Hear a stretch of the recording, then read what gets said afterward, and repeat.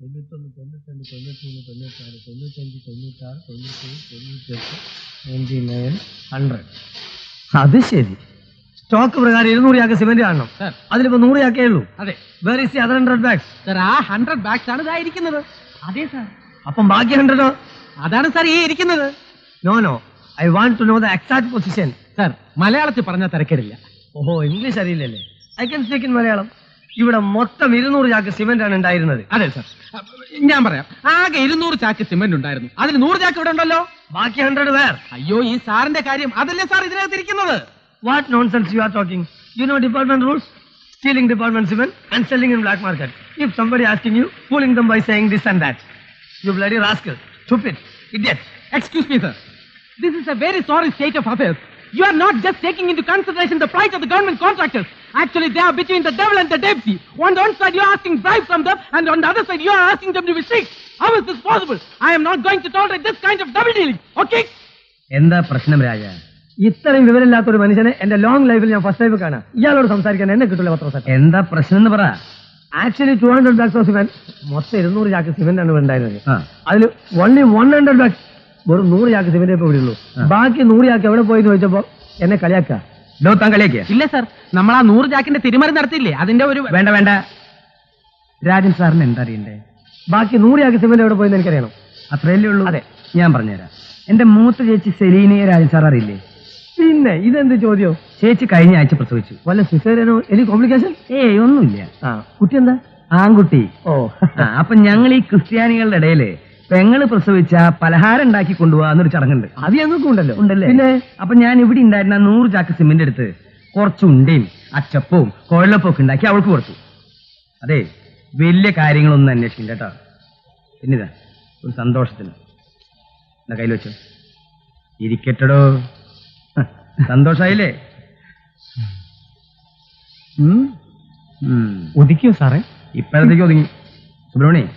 പക്ഷെ ഇനിയും അവൻ ഇടയ്ക്കിടയ്ക്ക് തലവെക്കും. അതിനു മുമ്പ് അവന്റെ ക്രിമീഡി അവസാനിപ്പിക്കണം.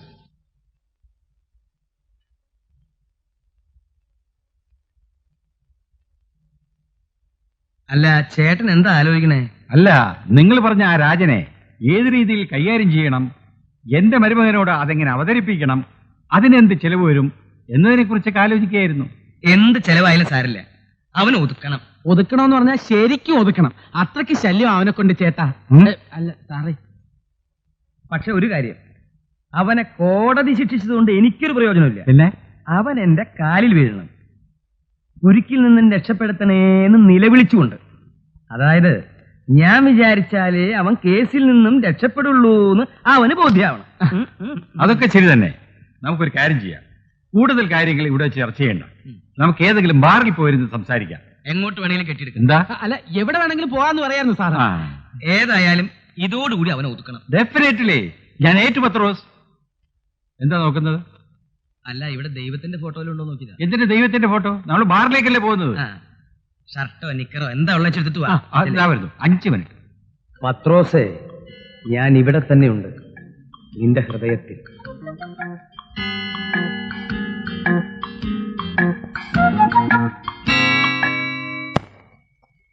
നമസ്കാരം. This is banana fry. Banana fry, പഴംപൊരി.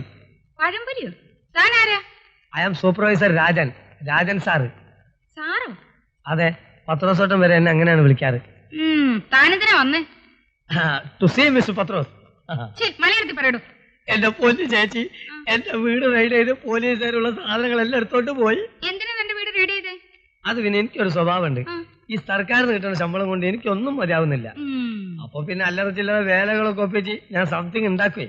അപ്പൊ പിന്നെ റെയ്ഡ് ചെയ്യില്ല, തനിക്കൊരു ഉമ്മ തരാൻ പറ്റുമോ? കയറാടോ. അതാ വരുന്നുണ്ട്, നേരിട്ട് പറഞ്ഞേക്ക്. ഏതായാലും താൻ കൊണ്ടുവന്നേ ഞന്നേക്ക്.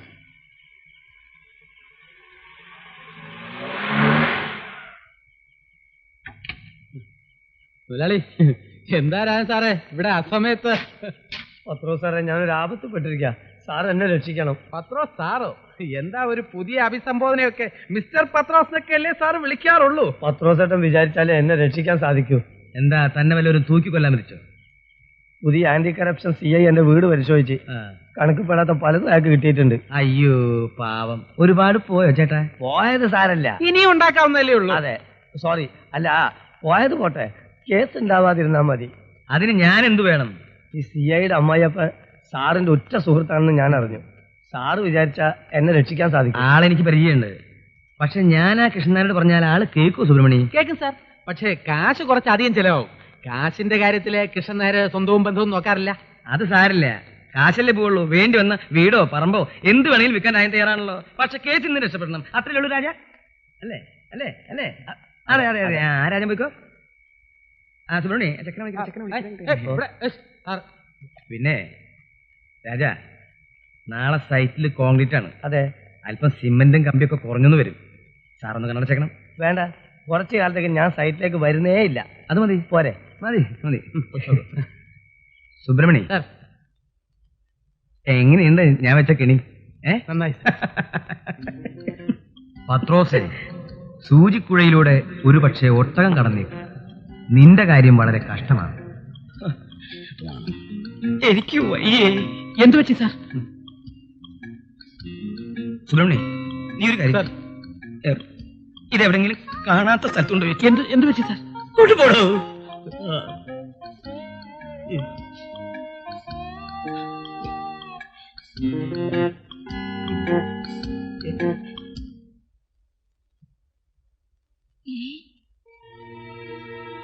എടി ദേവ ആരുടെ വെട്ടി പോലീസുകാർ വന്നിരിക്കുന്നു.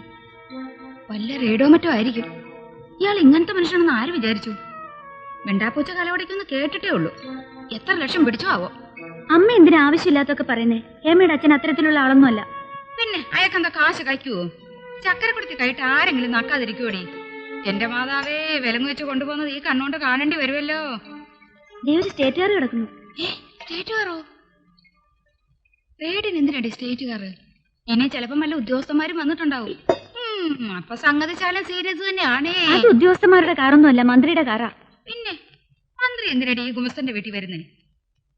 എടി ആനി, ആനി, ഇനി ചിലപ്പോ അവരുടെ സ്വന്തക്കാര് വല്ലവരും മന്ത്രിയുടെ ഡ്രൈവറായിട്ട് കാണുവടി.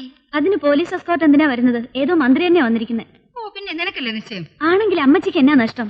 എടിമോളെ, ഒന്ന് പോയി നോക്കിയച്ചു പാടി ആരാണെന്ന്. ഞാനെങ്ങും പോകുന്നില്ല. ആരായാലും നമുക്കെന്താ അമ്മച്ചി? നാഴേക്ക് 40 കേട്ടോ അവിടെ പോയി വായി നോക്കി ഇരിക്കുന്നത്. ഒരു കാര്യം പറഞ്ഞപ്പോ അവക്ക് വയ്യെന്ന്. ഇനിയിപ്പോ എങ്ങനെ ഒന്ന് അറിയാം എന്റെ മാതാവേ. എടി ഗ്രേസിയേ, അമ്മച്ചിയല്ലേ അവളെ മാർക്കറ്റിലേക്ക് വിട്ടത്? ഓ അത് നേരെ. അയ്യോ അവരിപ്പോ പോവല്ലോ. എന്തോ കാണാനും വയ്യ.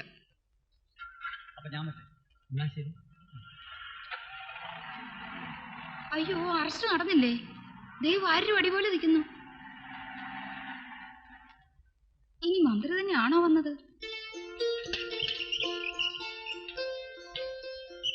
സരോജം, ഞങ്ങളെയൊക്കെ അങ്ങ് മറന്നോ?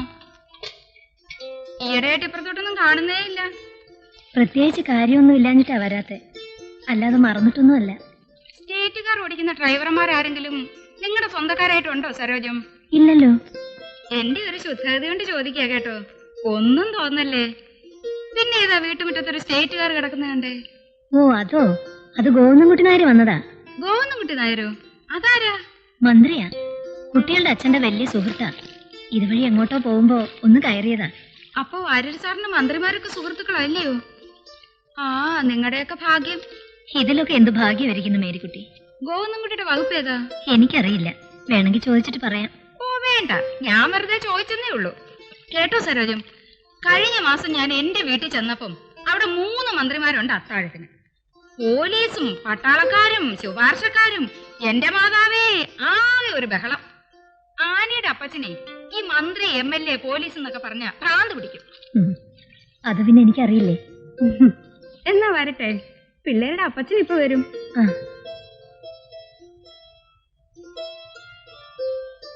അമ്മച്ചി, മന്ത്രിയെ വന്നെന്ന് അറിഞ്ഞപ്പോ അമ്മച്ചിക്ക് സമാധാനമല്ല. ഓടി ഇടുന്നു അവിടെ ഒരു വെളച്ചില്. മാത്തുക്കുട്ടിയെ, എന്താണ് എടുത്തി? ഈ ഗോവിന്ദൻകുട്ടി മന്ത്രിക്ക് ഏത് വകുപ്പാടാ? ഗോവിന്ദൻകുട്ടിക്ക് സാമൂഹ്യക്ഷേമ വകുപ്പാണെന്നാണ് തോന്നുന്നത്. അത്രേ ഉള്ളൂ.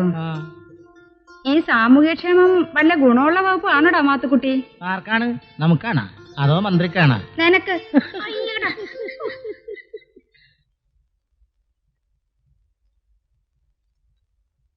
പത്രോസേട്ടനാ? ഞാനാ, ചന്ദ്രൻ. എന്റെ ഫൈനൽ ബിൽ സ്വാമിയുടെ ടേബിളിൽ നിന്നും പാസ്സായി ശങ്കരവാര്യരുടെ ടേബിളിൽ എത്തിയിട്ടുണ്ട്. താൻ ആ വാര്യരെ കണ്ടോ? കണ്ടു. ഫണ്ട് അലോട്ട്മെന്റ് ഇല്ല, ബില്ലിൽ എന്തൊക്കെ ഡൗട്ട്സ് ഉണ്ട്, അതുകൊണ്ട് സെക്ഷനിലേക്ക് മടക്കി അയക്കാണെന്നൊക്കെ പറഞ്ഞു. പത്രോസേട്ടാ, ബില്ല് ഉടനെ പാസ്സായില്ലെങ്കിൽ ഞാൻ ആകെ കുഴയും. തന്റെ മാത്രല്ലടോ, എന്റെ ഒരു 10-12 ലക്ഷം രൂപ അയാൾ കാരണം കുടുങ്ങി കിടക്കുക. ഏതായാലും ഞാനും നോക്കട്ടെ. ബില്ല് പാസ്സാക്കി തരാമെന്ന് പത്രോസേട്ടൻ പറഞ്ഞു. തുക ഞാൻ എൻ്റെ ഒക്കെ തന്നു കഴിഞ്ഞു. ഇനിയും താനൊന്ന് സമാധാനിക്കണോ മനുഷ്യ, നമുക്ക് വഴിയുണ്ടാക്കാം. വെക്കട്ടെ. കണ്ടുമുട്ടുന്നൊരു മുഴുവനും എന്നെ പോലെയായ ഞാൻ എന്താ ചെയ്യാ? ഇനി ആ ശങ്കരൻ കഴിവേറിന് ഇനിയിപ്പോ എങ്ങനെയാ അവനോ? നിർത്തി, ഞാൻ നിർത്തി. ഇനി ഒരു അക്ഷരം മിണ്ടണില്ല. വല്ലതും പറഞ്ഞ് എന്നെ വിഷമിപ്പിക്കരുത്. വേണമെങ്കിൽ 2 തെറി പറഞ്ഞു. പിന്നെ ഇടയ്ക്ക് ചില പൊടിക്കൈ ചെയ്യുന്നുണ്ട്. നിനക്ക് വിഷമമൊന്നുമില്ലല്ലോ, ശീലിച്ചു പോയി. വേണ്ടെന്ന് വെക്കാൻ എന്നെ കൊണ്ട് സാധിക്കാഞ്ഞിട്ടാ. വെറുതെ ഒന്നല്ലല്ലോ, ഇഷ്ടംപോലെ എഴുതി എത്തിക്കില്ലേ? ആ, അപ്പച്ചൻ ആരോടാ സംസാരിക്കുന്നേ? ഭൂമിയിലെ മാലാക എന്ന നാടകത്തിലെ ഡയലോഗ് ഒന്ന് അപ്പച്ചൻ പറഞ്ഞു നോക്കിയതാ. അത് എഴുതിയതാരാ മോളെ? എനിക്കറിയില്ല. ഒരു ഡോക്ടർ ജെയിംസ് കാണാൻ വന്നിട്ടുണ്ട്. ജെയിംസോ? ചെല്ല്, ഇതേ വരുന്നു.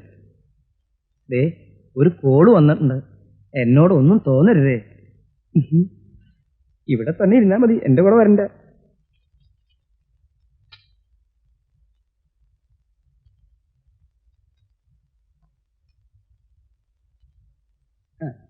നമസ്കാരം. നമസ്കാരം. എന്താ ഡോക്ടറെ? എന്റെ ട്രാൻസ്ഫറിന്റെ കാര്യത്തിന് വേണ്ടി ഞാൻ ഇന്നലെ തിരുവനന്തപുരത്ത് പോയിരുന്നു. അവിടെ എല്ലാം ശരിയായി. ഇനി ഇവിടുത്തെ DMOയുടെ നോ ഒബ്ജക്ഷൻ സർട്ടിഫിക്കറ്റോടെ കിട്ടിയാൽ ഞാൻ രക്ഷപ്പെട്ടു. ഡോക്ടർ എങ്ങോട്ടാ ട്രാൻസ്ഫർ ഉദ്ദേശിക്കുന്നത്? തൃശ്ശൂർ ടൗണിലേക്ക്. ഇഷ്ടം പോലെ പ്രൈവറ്റ് പ്രാക്ടീസ് കിട്ടൂല്ലേ? പത്രോസേട്ടൻ DMOയോടൊന്ന് പറയണം. പറയാം. അവരിതിലൊന്നും വീഴില്ല, അതാ പ്രശ്നം. ഞാൻ വേറെ എന്തെങ്കിലും വഴിയുണ്ടോന്ന് ആലോചിക്കട്ടെ. പിന്നെ ഞാനിന്ന് സെയിൽ ടാക്സ് ഓഫീസർക്ക് വേണ്ടി പറഞ്ഞു വെച്ച മോന്റെ ആ കവലയിലുള്ള സ്ഥലം വേറെ ആരും കൊടുത്തിട്ടില്ലല്ലോ? ഇല്ല, കൊടുത്തിട്ടില്ല. ആ സ്ഥലത്തിന് മോൻ പറഞ്ഞ വില അല്പം കൂടുതലാണെന്ന് ഓഫീസർ പറഞ്ഞത്. അതൊക്കെ നമുക്ക് അഡ്ജസ്റ്റ് ചെയ്യാൻ പത്രോസേട്ടാ. ഇതൊന്ന് വേഗം ശരിയാക്കി താ. കാര്യം ഞാൻ ഏറ്റു. മോൻ ധൈര്യമായിട്ട് പോയിക്കോ.